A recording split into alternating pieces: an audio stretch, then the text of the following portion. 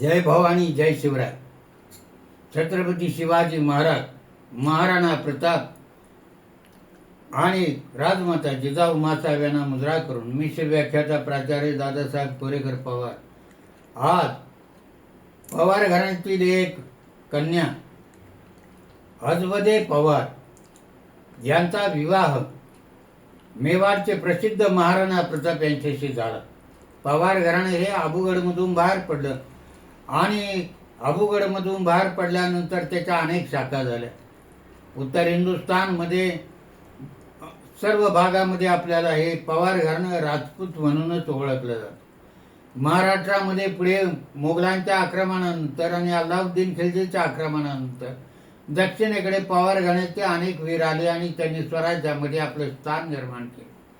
अशा प्रकारचं भारतभर पसरलेले हे पवार घराणं महाराष्ट्रात आल्यानंतर मराठा म्हणून ओळखलं गेलं, परंतु उत्तर हिंदुस्थानमध्ये अजूनही त्यांना राजपूत म्हणूनच ओळखलं जातं. आणि या राजपूत घराण्यातील एक पवार घराण्याची कन्या हजबदे पवार यांचा विवाह प्रसिद्ध महाराणा प्रताप मेवाडचा महाराणा यांच्याशी त्यांचं लग्न झालं, विवाह झाला. आज मेवाडची आन बान शान म्हणून महाराणी हजबदे पवार यांचं नाव इतिहासात प्रसिद्ध झालं. सिसोदिया वंश आणि पवार वंश यांचं मिलन झालं ते या दोघांच्या लग्नामुळे. पवार आणि सिसोदिया वंशाचे संबंध पूर्वापार आहेत. आपण आता पाहतो की भोसले वंश हा सिसोदिया वंशातून तयार झाला असं काही लोकांचं म्हणणं आहे. वादविवाद जरी सोडला तरी आजही भोसले आणि पवार यांचे संबंध आपल्याला महाराष्ट्रात दिसून येतात. तसे उत्तर प्रदेशामध्ये, राजस्थानमध्ये पवार घराणा आणि सिसोदिया घराण्याचे संबंध आहेत. आणि याच घराण्यामध्ये सन 1557 मध्ये महाराणा प्रताप व हजबदे पवार यांचा विवाह झाला. भीलवाडाच्या बिजोलियामध्ये पवार वंशातील मामरकसिंह पवार यांची कन्या हजबदे पवार यांचा विवाह झाला आणि त्या सिसोदिया वंशामध्ये आल्या. अशा प्रकारचा इतिहास आपल्याला दिसून येतो. मेवाडचं प्रसिद्ध घराणं महाराणा प्रतापचं, महाराणा उदयसिंह आणि त्यानंतर महाराणा प्रताप यांनी मोगलाशी सतत संघर्ष चालू केला.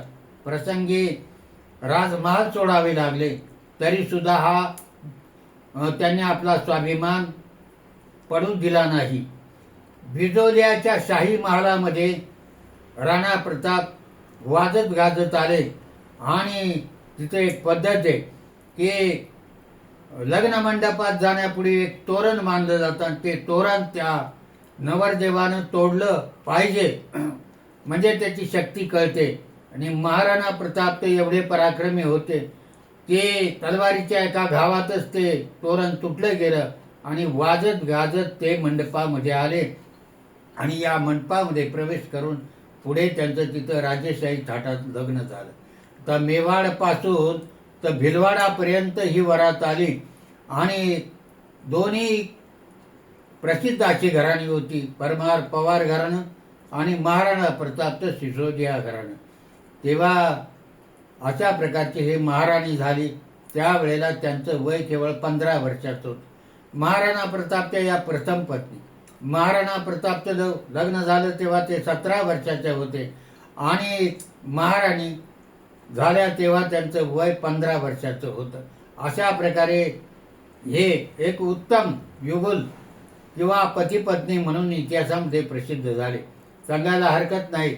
महाराष्ट्राच्या इतिहासामध्ये छत्रपती शिवाजी महाराज यांचं सुद्धा लग्न असंच अल्पवयामध्ये झालं. त्यावेळेचे लग्न 9-10 वर्षामध्येच व्हायचे आणि सईबाई महाराणी साहेब झाल्यापुढे निंबाळकर पवार घराण्यातील इथं सुद्धा भोसले आणि पवार यांचा पूर्वापार संबंध आहे. आणि सईबाई या भोसले वंशाच्या सुनबाई आणि महाराजांच्या प्रथम राणी झाल्या. आणि ज्याप्रमाणे सईबाईचं स्थान मराठ्याच्या इतिहासात आहे, त्यानंतर महाराजांना शक्ती देण्याचं काम आणि महाराजांच्या पाठीशी खंबीरपणे उभं राहण्याचं काम महाराणी पुतळीबाई साहेब पालकर घराण्यातील यांनी केलं. म्हणजे इतिहासामध्ये असं दिसून येतं की जे जे पराक्रमी पुरुष झाले असतील त्यांच्या पाठीमागे एक प्रचंड स्त्रीशक्ती होती आणि तीच महाराणा प्रतापच्या पाठीशी होती. त्यांचं नाव आजवदे पवार. अशा प्रकारची ही महाराणी आणि या महाराणीनं महाराणा प्रतापला त्यांच्या सर्व प्रसंगामध्ये साथ दिली. ही सामान्य गोष्ट नाही. आपण अकबर आणि महाराणा प्रताप यांचा संघर्ष सतत चालू होता. महाराणा प्रताप हे राजपुतांचा स्वाभिमान होते. त्यांनी आपला स्वाभिमान कधीही सोडला नाही. त्यांच्यावर अनेक संकट आली. हळदीघाटचं युद्ध झालं, प्रचंड मनुष्यहानी झाली, तरी सुद्धा महाराणा प्रताप कधीही शरण गेले नाही आणि अशा प्रकारे सतत लढत राहिले. आणि हे लढत असताना त्यांना प्रेरणा देणारी त्यांची पत्नी होती आजवदे पवार वंशातील महाराणी. आता महाराणी ह्या काही या एकमेव पत्नी नव्हत्या, कारण राजघराण्यामध्ये पुढे अनेक विवाह होत जायचे. राजाच्या अनेक पत्नी असायच्या. महाराणा प्रतापच्या सुद्धा अनेक पत्नी होत्या. छत्रपती शिवाजी महाराजांच्या पाठीमागे शक्ती उभी राहावी म्हणून जिजाऊ माँसाहेबांनी त्यांची 8 लग्न केली आणि 8 घरांनी जोडली गेली आणि ती छत्रपती शिवाजी महाराजांना सतत साथ देत राहिली. त्याच प्रकारे महाराणा प्रतापचे सुद्धा अनेक विवाह झाले, अनेक पत्नी होत्या. पण महाराणा प्रतापचं अतूट प्रेम हे आजबदेवर होतं आणि आजबदे महाराणी साहेबांचं प्रेम अतूट असं महाराणावर होतं. अशा प्रकारचं एक इतिहास प्रसिद्ध प्रेमयुगल म्हणून ज्याची नोंद इतिहासाने घेतलेली आहे. आणि त्याही बरोबर महाराणी केवळ महाराणी म्हणून मिरवत नव्हत्या, तर त्या आपल्या पतीवरती त्यांच्या अविरत त्यांचं प्रेम होतं, निष्ठा होती आणि त्यागही त्यांनी तसाच केला की शेवटपर्यंत महाराणा जसे लढत राहिले तशा महाराणी त्यांना साथ देत राहिल्या. कोणत्याही परिस्थितीमध्ये, हे सामान्य गोष्ट नाही, परिस्थिती विपरीत झाली तर सगळ्याच पत्नी साथ देतील असं नाही.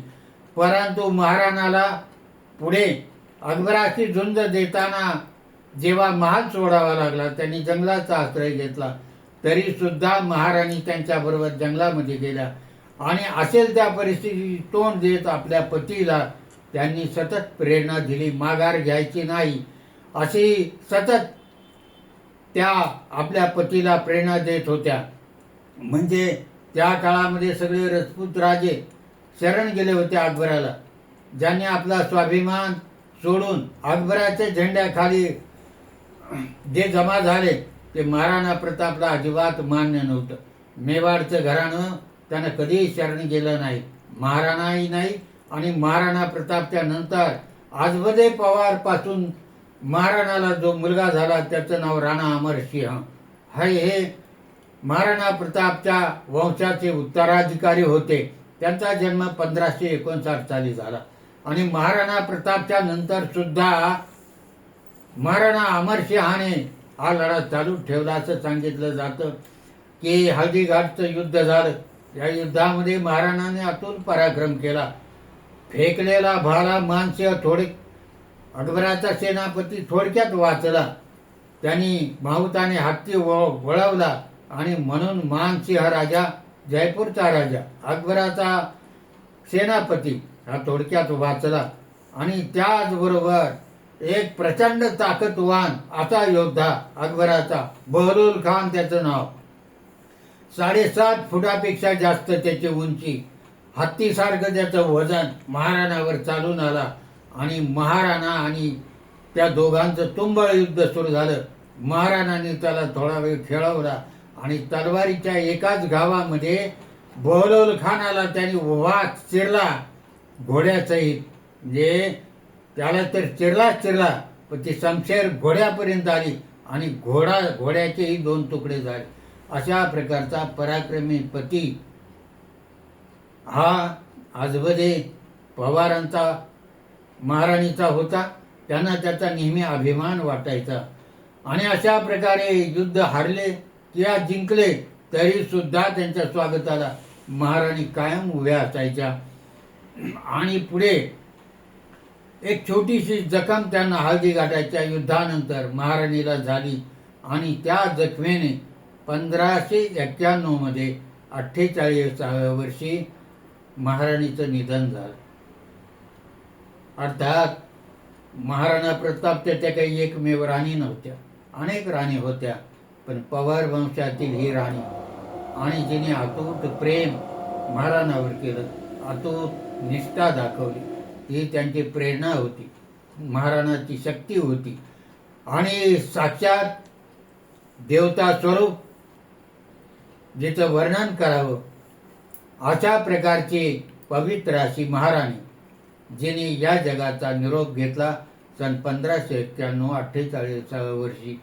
आणि हे दुःख महाराणाला काही सहन झालं नाही. आता आपल्या जीवनाचा अंत जवळ आलाय असं वाटू लागलं त्यांना. एक तर ते अकबराशी जीवनभर लढले, या लढ्यामध्ये अजबदेनी त्यांना सतत साथ दिली, परंतु आता साथ सुटल्यानंतर त्यांना खूप दुःख झालं आणि या दुःखानंतर ते जास्तीत जास्त वेळ आपली माता जयवंताबाई आणि पुत्र अमर बरोबर घालू लागले. आणि अशा प्रकारे पुरुष जेव्हा त्याची शक्ती संपते, स्त्री ही त्याची शक्ती असते. जो पर्यंत ते पाठीशी असते तोपर्यंत तो सतत चालत राहतो, पराक्रम करत राहतो, परिस्थितीशी तोंड देतो. अशा प्रकारे जयवंताबाईचा पुत्र म्हणजे महाराणा प्रताप आणि त्यांची पत्नी जयवंताबाईनं त्यांना सतत प्रेरणा दिलेली होती. जयवंताबाई ह्या उदयसिंह महाराजांच्या पत्नी आणि महाराणा प्रतापच्या मातोश्री यांनी सुद्धा आपल्या पतीला जशी शक्ती दिली तसे मुलाला सुद्धा दिली. मुलाचं राज्य गेलं, मेवाड अकबराच्या सैन्यानं जिंकला, तरी सुद्धा हार मानली नाही. त्या सुद्धा आपल्या पुत्राच्या पाठीशी कायम जशा सतत राहिल्या, तसे अजबदे या महाराणाच्या पत्नी सुद्धा राहिल्या. आणि मग पत्नीचं निधन झाल्यानंतर आपल्या मातोश्रीची चिंता वाहत आणि पुत्राला प्रेरणा देते महाराणा सतत त्यांच्याबरोबर असत. पुढे काही काळानंतर जंगलाचा आश्रय घेतलेला असताना आणि मेवाड सोडून जवळजवळ सगळा प्रदेश जिंकला, परंतु आता महाराणी राहिली नाही आणि मृत्यू समय जवळ आला. तेव्हा अजबदेबाईपासून झालेला पुत्र महाराणाचा अमरसिंह त्याला जवळ बोलवलं आणि प्राण जात नव्हता. तेव्हा अनेक सरदार जवळ उभे होते. त्यांनी शब्द दिला, अमरसिंहाने शब्द दिला की राणाजी, आम्ही मेवाड स्वतंत्र करू. आणि त्यानंतर महाराणाचंही निधन झालं. अर्थात महाराणाचं आयुष्यभर महाराणींनी कष्ट केलं, परंतु जोपर्यंत आपली पत्नी अजबदे जिवंत होत्या, जोपर्यंत त्या त्यांची सावली म्हणून त्यांच्याबरोबर सतत राहिल्या, त्यांना प्रेरणा तर दिलीच, परंतु चांगल्या वाईट प्रसंगामध्ये महाराणाला उभारी देण्याचं काम केलं. कधीही त्यांनी माघार घ्यायला आपल्या पतीला परावृत्त केलं नाही. आपल्याला जंगलामध्ये राहावं लागतं, आपल्याला कष्ट सहन करावे लागतात, परंतु राजपुताचा स्वाभिमान त्यांनी कधीही जाऊ दिला नाही. आता धार पवार घराणं हे अलीकडच्या काळामध्ये किंवा नंतरच्या काळामध्ये धारला स्थायिक झालं, देवासला स्थायिक झालं, तसं अनेक ठिकाणी झालं. धारच्या पवारच्याही एक महाराणी होऊन गेल्या. आनंदराव पवारच्या महाराणी त्याही पवार वंशातल्या होत्या, साठे वंशातल्या किंवा त्या साठे वंशातील त्यांचं माहेर होतं.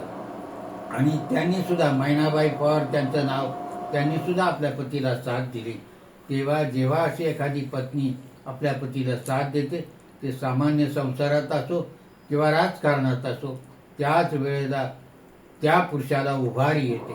आणि याप्रमाणे महाराणा प्रताप यांना त्यांच्या पत्नीने जीवनभर साथ दिली. त्या पवार वंशातील होत्या याचा मलाही अभिमान वाटतो आणि म्हणून त्यांचं चरित्र आपल्या पुढे ठेवताना मला अभिमान वाटतो. आणि म्हणून या महाराणीला आणि महाराणा प्रतापला मी मानाचा मुजरा करून थांबतो. जय हिंद, जय महाराष्ट्र.